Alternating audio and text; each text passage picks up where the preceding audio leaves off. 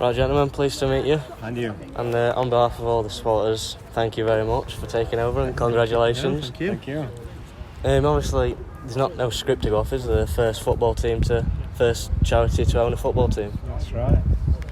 Well, to use the word charity is probably not the best way of describing it. The community trust has charitable status, but it's not the same as a charity as you would know it. So I think for people to understand that it's a charity is probably not the best way of describing how we came to be what we are. So, but we're still the first community trust in the country to own a football club, and I think that's very exciting. And we could be blazing the way for how things might be for other clubs in this country. So. We could be setting the blueprint for everyone, and I say blue, thinking of the Smile House Club. Absolutely, I'm sure it's been a long journey from when the negotiations first started, so I'm sure you're very pleased to get it over the line. October the 2nd it started. 10 months. Yeah, it's been 10 months of twists and turns, and I know the fans and supporters are well aware of all the twists and turns. They followed it with us. Definitely. And you've been up there with us when we thought we were going to do it, and down when we thought it wasn't going to get over the line. But to be here today, actually owners of the club on behalf of the community, and seeing that the fans are so well disposed to us, and the brilliant goodwill, we can't thank the fans enough for being so supportive and backing us in the way that they have. It's a relief to get it over the line, and it's also a relief to be able to talk about it, because we've not been able to obviously before now, until everything was signed. We had to keep things quiet, but now it can be out in the open, so it's great.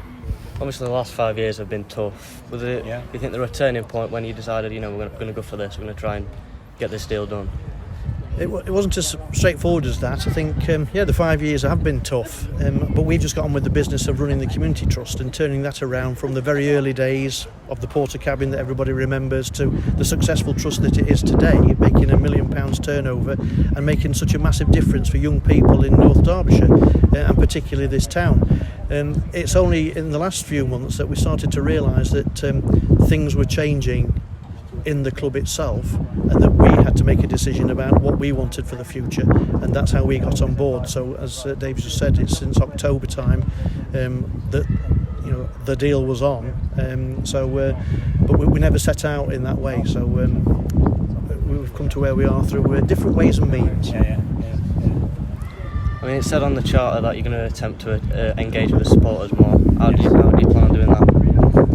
Absolutely, the fans are key to the success of this club. In the fact we've called ourselves a community trust and a community club wouldn't be anything without the community, and they are the supporters. What we intend to do is to really engage with the supporters in a meaningful way.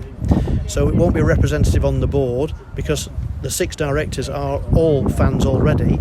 We want to reach out to a wider circle of supporters, and that means by having regular meetings, question and answer sessions, not just with the directors but also with the football manager, key staff, senior members of management here, so that the fans can ask the questions that they want to ask, and that we will be open and genuinely transparent with supporters, and that's how we intend to engage with them, as I say, in a meaningful way from now on. I know we're not back till October, but I've seen a few town fans asking when season tickets will be on sale.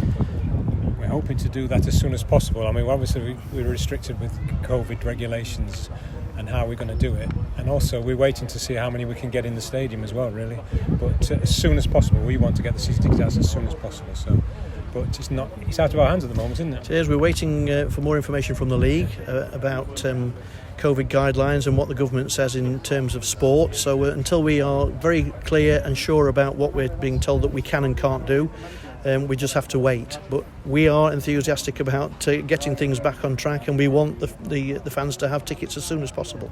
We don't know when that is. Obviously there will be restrictions when we do come back, but I've seen over social media that a lot of fans who didn't come when the other board was there are saying they will come back because you're now in charge. How does that make you feel? Well, it's a privilege to know that the fans feel that way, that they are putting their trust in us and they want to back us in the way that they do. So thank you to all those fans who've been saying that. And the test will be, the goodwill is brilliant. Let's see you through the turnstiles. Let's see you back here and getting behind the club in the way that you want to. So we shall see. Absolutely. That first season won't be easy, but what are the realistic aims for next season? As Mike said, obviously get the club in a sustainable financial position, And if we were in mid-table, not flirting with relegation, that would be okay. And that's not to say that's our aim, but that would be a nice position. The manager doesn't agree with that. He wants to challenge. He wants to go up higher than that. He wants to go up. So, which we're pleased about. So that's really the aim. But being sustainable has got to be the first priority.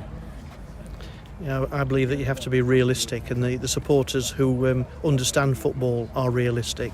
So they know that we've got a job on the pitch and off the pitch. And off the pitch, we have to make sure that our business plan is about turning around the club's fortunes and making sure that things are sustainable for the future and securing this club for the community for a long time to come, as well as making sure that John Pemberton is supported to do what he needs to do in turning things around in the games. On John Pemberton, you must have been impressed from what he did when he came in at back end of last year. Yes, definitely, yeah. It was a unanimous decision by all the trustees that, if we were to get the club, that we would keep him as manager. Yeah, he's done a great job and we were impressed with him. Well, I'll do, chaps. Thank you very much. Thank you. Look forward to the future. Yes, all the best. Yes, all the best to you.